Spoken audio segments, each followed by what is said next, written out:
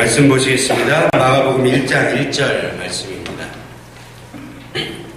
신약성경 53페이지에 있는 마가복음 1장 1절입니다.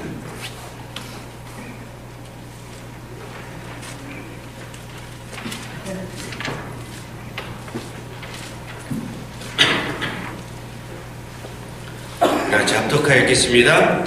하나님의 아들 예수 그리스도의 복음의 시작이라. 아멘. 할렐루야.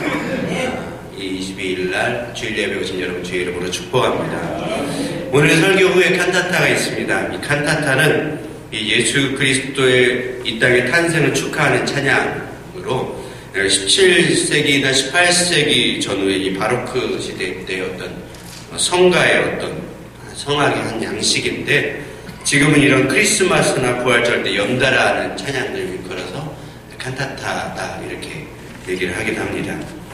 아무튼 이 칸타타의 주제가 허리 굽힌 사랑이라는 주제입니다.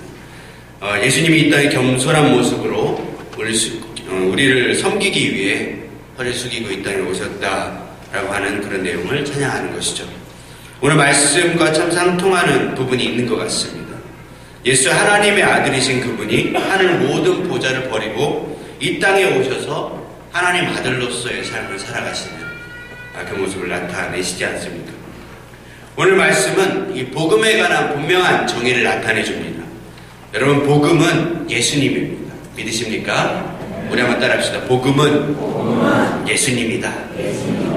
근데 좀 더 구체적으로 오늘 말씀 복음을 설명하는데, 그 복음이 무엇이냐?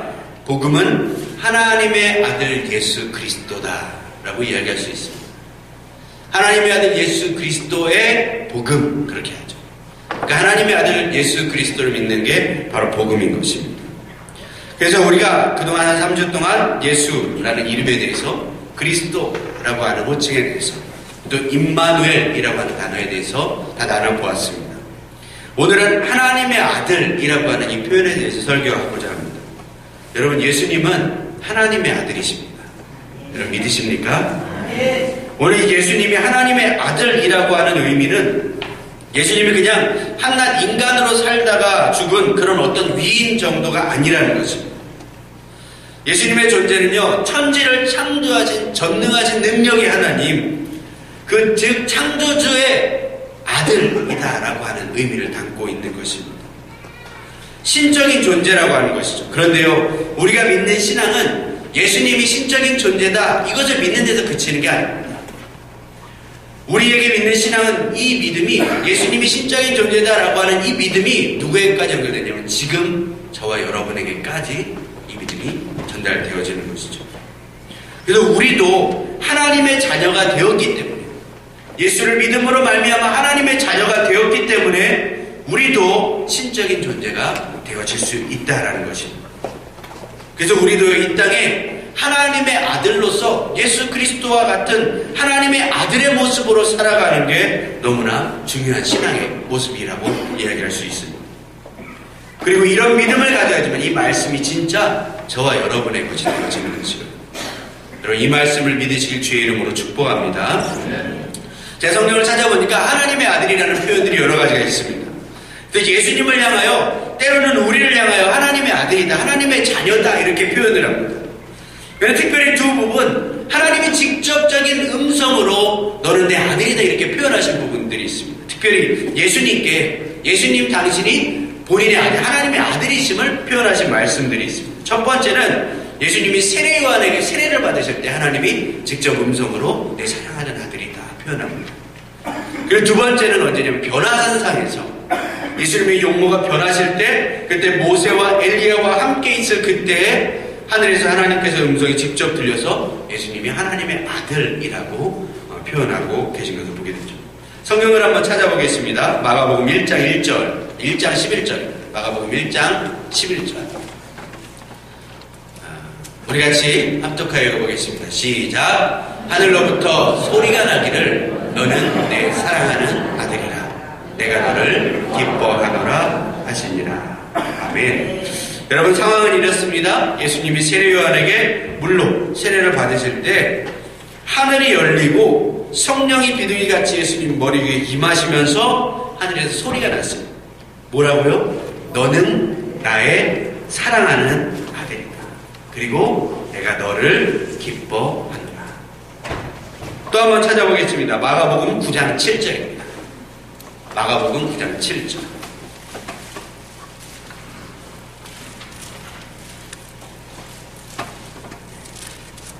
마가복음 9장 7절 같이 한번 읽어보겠습니다. 마침 구름이 와서 그들을 덮으며 구름 속에서 소리가 나되 이는 내 사랑하는 아들이니 너희는 그의 말을 들으라 하는지라. 아멘. 그 뒤에 예수님이 베드로, 야고보, 요한을 데리고 산에 가시는데 예수님의 얼굴이 그 산 위에서 변화되셨어요. 갑자기 예수님의 얼굴에서 빛이 나면서 이 모세와 엘리야, 수천 년 전에 죽었던 모세와 엘리야가, 수천 년 전에 죽었던 모세와 엘리야가 나타나서 예수님과 함께 막 이야기를 나눕니다. 그러니까 같이 가 있었던 그 제자들이 놀라면서, 특별히 베드로가 놀라면서 예수님께, 예수님 우리 여기다가 천막 3개를 세워가지고 하나는 예수님 천막, 하나는 모세 천막, 하나는 엘리야 천막에 우리 같이 여기서 숙소로 삼고 좀 눌러 앉아서 좀 있죠. 이런 얘기를 합니다. 근데 그때 갑자기 구름이 하늘에서 내려오더니 모든 사람이 안 보이게 빽빽하게 구름이 덮더니 그때 소리가 나는데 어떤 소리가 나냐면 이는 내 사랑하는 아들이다. 그러니까 너희는 그의 말을 들어라 이야기하시죠. 여러분 이 두 부분에서 이 두 가지 하나님께서 직접 예수님을 향한 표현에서 두 가지 말씀하시는데 같은 어떤 내용이 나옵니다. 같은 말이 나오는데 그것이 무엇이냐면 사랑하는 아들이다라고 하는 거죠. 내 사랑하는 아들이라고 하는 표현이 공통적으로 두 번 나옵니다. 여러분 예수님은요 하나님의 사랑하시는 아들이었다는 거죠. 여러분 믿으십니까? 믿으십니까? 예수님은 하나님의 사랑하는 아들이라는 거예요. 두 분 모두 공통적으로 나타나는 것인데 그래서 예수님의 그분의 마음 가장 깊숙한 그곳에 있는 정체성 중에 뭐가 있냐면 바로 이 사랑받는 아들이다라고 하는 정체성이 있다는 거예요. 하나님의 확실한 음성을 듣고 예수님은요 나는 하나님의 사랑받는 아들이다 라고 하는 그 정체성이 그 예수님 안에 꽉 들어있다는 것입니다. 여러분 우리 따라해볼까요? 나는 하나님의 사랑받는 아들이다. 다른 사람에게 하듯이 하지 말고 우리 자신을 향해서 한 번 더 고백합니다. 나는 하나님의 사랑받는 아들이다. 딸이다. 아들이라 그래서 그런가요?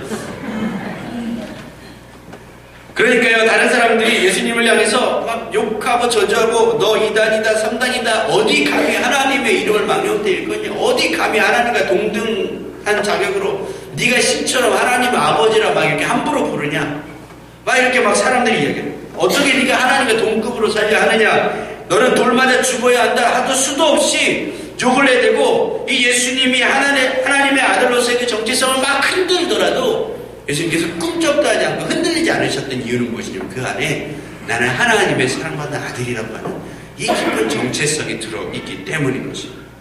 여러분 저와 여러분도 이 정체성을 가지시길 주의 이름으로 축복합니다. 우리 하나님의 자녀라는 이 정체성을 두 가지로 풀어볼 수 있습니다. 그것은 첫 번째는 아들이라고 하는 것입니다. 우리 한번 따라합시다. 아들의 정체성. 아들이어야 합니다. 여러분 왜 아들이냐 딸분들에게 여자분들에게 죄송하지만 이 아들이 상속권이 있습니다. 할렐루야. 이 예수님 시대는 딸에게는 재산을 안 물려줬어요. 아들에게만 주었습니다.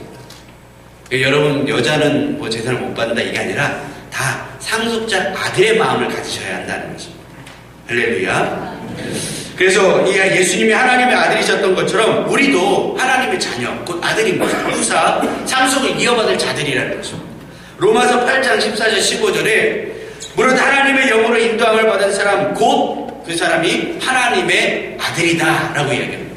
너희는 다시 무서워하는 종의 영을 받지 아니하고 양자의 영을 받았으므로 우리가 아빠 아버지라 부르짖느니라 이야기하십니다. 할렐루야.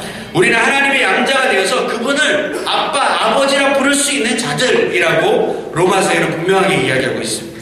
그래서 우리는 하나님을 기도할 때 아버지라고 부르지 않습니다. 주기도문에도 나오죠. 하늘에 계신 우리 아버지요. 여러분 우리의 아버지이십니다. 믿으십니까? 너의 아버지 아닙니다. 다른 사람 아버지 아닙니다. 나의 아버지인 것이죠. 아버지의 아들이 교회를 갔다고 합니다. 아버지가 머릿속에 기도합니다. 하나님, 우리 아버지요. 쌀라쌀라쌀라 기도하는데 옆에서 아들이 아빠를 보고 따라하면서 하나님, 우리 할아버지요. 그러자 아버지가 툭툭 치면 야, 너도 하나님 아버지라 불러야 돼. 아들이 고개를 갸우뚱합니다. 아빠한테도 아버지고 나한테도 아버지야? 그렇지. 아이고, 우리 아들 똑똑하네. 이제 알았지? 하나님 아버지라 불러? 그랬더니 아들이 기뻐하면서 알았어, 형. 여러분, 우리가 하나님의 자녀라는 거 믿으십니까? 하나님의 아들. 여러분, 우리가 하나님의 상속자라는 거. 여러분, 얼마 전에 이민호 씨가 나오는 그 드라마 상속자들이라는 게 있죠. 나 너 좋아하냐? 뭐 이런 유행어가 있었다고 하는데, 이런 오글거리는 말들을 해봤는데, 어쨌든 여러분, 우리가 하나님 아버지를 잘 만나면 이 드라마에 나오는 상속자들처럼 아버지 잘 만나면 떵떵거리는, 그래서 아버지 잘 만나가지고 막 세상에서 막 거칠 것 없이 막 그냥 막 살아가는 그런 모습에 상속자들의 그 모습을 드러낸 드라마인데, 여러분, 저와 여러분이 하나님 아버지를 잘 만났다면 저와 여러분이 이 세상 가운데서 정말 이 상속자들로서 당당하게 살아갈 수 있는 저와 여러분 되시길 주님의 이름으로 축복합니다. 당당하셔야 돼요. 여러분, 주위 분들에게 이렇게 한번 인사해 봅시다. 나 너 좋아하냐? 나 너 좋아하냐? 오글거려가지고 못하시는 분들이 있는데, 당당한 것이죠. 할렐루야. 여러분, 우리가 당당하시길 주의 이름으로 축복합니다. 왜냐하면 우리 아버지가 하나님이라는 거예요.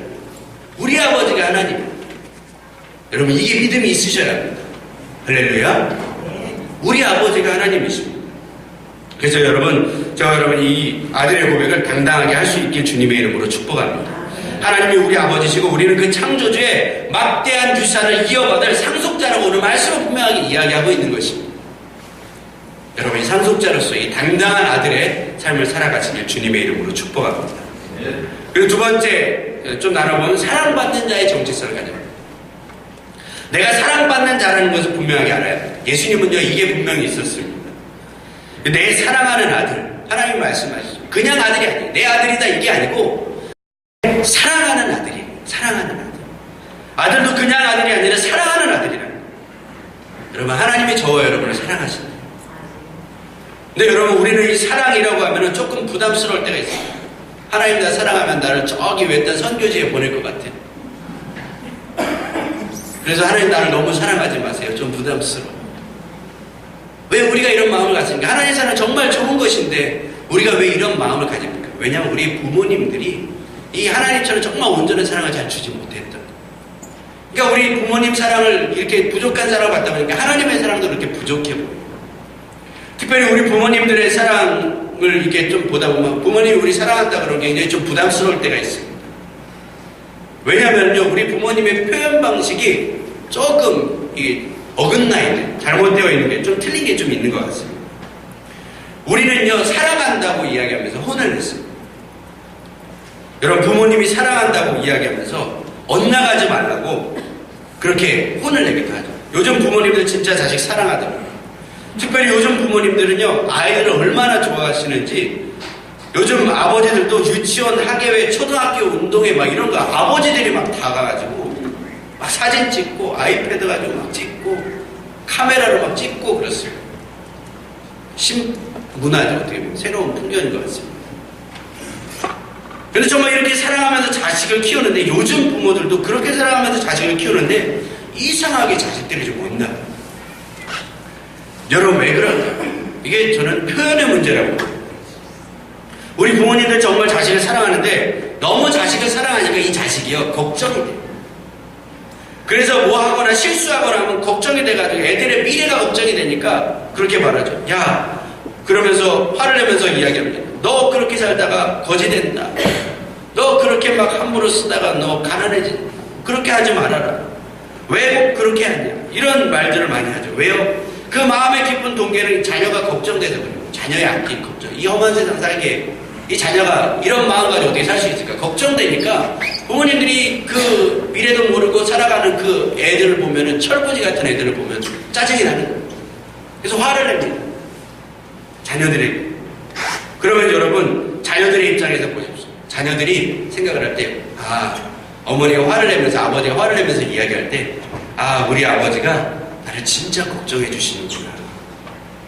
우리 아버지가 나를 정말 사랑하시는구나. 이렇게 느낄까요? 아니면 우리 아빠 오늘 또 화내네. 우리 엄마 또 화내네. 나 미워하나? 이런 생각이 들까요? 대부분 후자의 마음이 들겠죠. 물론 얘가 잘하고 나중에 크면 그 아버지의 마음을 이해할 수도 있을 것 같습니다.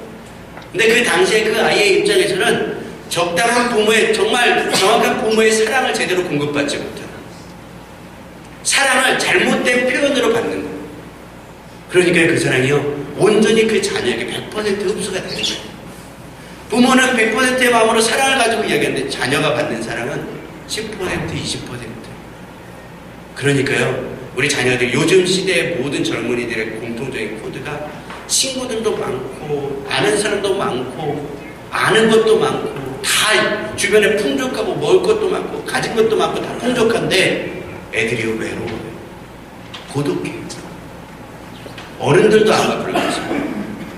사람이 많은데 고독해요. 여러분, 이게 요즘 시대의 모습인 것 같습니다. 여러분, 어쨌든 그렇습니다. 우리가 사랑받는 자들, 이 소통을 제대로 하는 것, 사랑하는 나의 아들, 사랑하는 나의 딸, 우리 이런 표현들 체면 생각하지 말고 정말 예수님 우리를 너무 사랑하신, 하나님이 예수님을 너무 사랑하셔서 하셨던 그 표현, 나의 사랑하는 아들이, 너는 내 사랑하는 아들이다. 여러분, 이런 표현도 우리가 할 수 있지 않겠습니까? 우리 자녀들에게 너는 내 사랑하는 아들이야, 너는 내 사랑하는 딸이야, 내가 너를 사랑한다. 여러분, 예수님이 하나님의 사랑을 2번이나 직접적으로 들으시면서 그분의 정체성 가운데 얼마나 하나님의 사랑이 깊이 새겨져 있을까 생각을 해보십시오. 여러분, 받은 사람이 줄 줄 안다고 예수님이 이 사랑을 받으니까 제자들을 사랑하시되 어떻게 사랑하셨냐고 이야기하면 끝까지 사랑하셨다고 해요. 끝까지. 여러분, 저와 여러분의 사랑이 끝까지 사랑할 수 있는 사랑이시길 주의 이름으로 축복합니다. 어떻게 하나님의 사랑을 받으십니까? 하나님의 사랑. 여러분, 저와 여러분을 향해 말씀하시는 이 하나님의 사랑을 받으시길 주님의 이름으로 축복합니다. 여러분, 우리 아들들에게 아들아 사랑한다, 딸아 사랑한다 이렇게 표현해 보십시오. 근데 대부분의 사람들은 내 마음 알지? 그냥 그래요. 근데 뭘 압니까? 말을 하고 표현할 줄 알죠. 어떤 분이 그러더라고요. 사랑은 감정이 아니라 표현이다, 이런 이야기를 합니다. 감정도 필요하고 표현도 필요합니다. 근데 중요한 것은 표현을 잘해야 된다라고 하는 것이죠. 그래서 어떻게 보면 이 사랑받고 가정 안에서도 사랑받는 사람, 정말 가정 안에서 그 사랑 가운데 좋은 표현을 받으면서 아버지 어머니의 사랑을 받고 자란 그런 아이들의 모습을 보면요, 얼굴이 빛이 나죠. 밝아요. 그런데 이 사랑을 못 받는 사람들은 얼굴이 좀 이제 어두워지고 왠지 이렇게 마음이 좀 불안해 보이고 애들이 안정감이 없거나 좀 뭔가 눈치를 많이 보고 두려워하거나 이런 모습들을 많이 보게 되어져. 해결 방안이 있는데 그것은 부모님이 사랑해주면 되더라고요. 여러분, 사랑하시길 주의 이름으로 축복합니다. 어쨌든 내가 이 가정 가운데서 사랑받지 못하고 자랐으니까 내가 이제 결혼하면 자녀들을 잘 사랑해줘야겠다, 이런 마음을 가지신 분들도 아마 계실 것 같습니다. 근데 이런 다짐을 하지만 실제 결혼해보고 자녀를 낳아보십시오. 사랑이 됩니까? 잘 안 됩니다. 부모님께 받은 만큼밖에 안 되더라고요. 왜 그럴까요? 안 받아봤으니까 잘 줄 줄을 몰라요. 진짜 사랑이 무엇인가를 발견하지 못해서 진짜 사랑을 줄 수 없어요. 마음은 진짜 사랑을 주고 싶은 마음으로 가득한데 사랑 받아본 기억이 없으니까 실제 줄 때는 열매 없는 촉정이와 같은 사랑만 줄 수밖에 없는 것입니다. 여러분, 회복이 안 되는, 세상에서는 회복이 안 되는 이러한 사랑, 여러분, 회복될 수 있는 유일한 방법이 있는데 그것은 무엇이냐면 하나님의 사랑을 받는 것. 할렐루야. 하나님의 사랑을 경험하십시오. 하나님 오늘도 저와 여러분을 향해서 그렇게 말씀하십니다. 나는 너를 사랑한다. 너는 나의 사랑받는 자녀다. 우리 고백하실 때 나는 하나님의 사랑받는 자녀다 라고 하는 고백이 저와 여러분의 마음 가운데 있게 주님의 이름으로 축복합니다. 우리 한번 고백해 봅시다. 나는 하나님의 사랑받는 자녀다. 우리 자신을 향해 선포하면서 한 3번 고백해 봅시다. 시작. 나는 하나님의 사랑받는 자녀야. 나는 하나님의 사랑받는 자녀야. 나는 하나님의 사랑받는 자녀야. 아멘. 믿으십니까? 믿으십니까? 할렐루야. 여러분, 말씀을 맺습니다. 예수님이 이 땅에서 모든 신적인 지위를 다 버리고 한 인간으로 사시면서도 당당하게 메시아의 길을 걸어가신 이유가 무엇이겠습니까? 여러분, 예수님 안에는 누구도 무너뜨릴 수 있는 이 하나님의 아들로서의 정체성이 계셨기 때문인 것입니다. 누가 뭐라 해도 나는 하나님의 아들. 누가 뭐라 해도 하나님은 나를 사랑해. 누가 뭐라 해도 나를 사랑하시는 그 하나님, 나의 아버지를 나는 오늘도 따라갈 거예요. 여러분, 이 마음이 있어요. 여러분, 이 마음이 없으면요, 우리는 흔들릴 수밖에 없습니다. 여러분, 하나님이 당신의 최고의 사랑을 우리에게 주셨는데 그 최고의 사랑은 무엇이냐면 당신의 하나밖에 없는 그 독생자 아들을 저와 여러분을 위해 값없이 희생의 제물로 주셨다는 것입니다. 여러분, 이보다 더한 사랑이 어디 있을까요? 우리도 이 사랑에 좀 무덤덤하게 있지 마시고 이제는 우리도 주님 앞에 좀 표현하기 원합니다. 나도 주님을 사랑한다. 나도 주님밖에 없다고. 오늘 말씀과 찬양을 통해서 하나님의 사랑을 누리시고 그 사랑을 전하는 자로 저와 여러분 살아갈 수 있게 주님의 이름으로 축복합니다. 저와 여러분 혼자가 아닙니다. 저와 여러분과 늘 함께 하시는 임마누엘 하시는 그 주님께서 저와 여러분께 늘 세상 끝날까지 함께 하실 줄 믿습니다. 우리 찬양으로 고백하기 원합니다.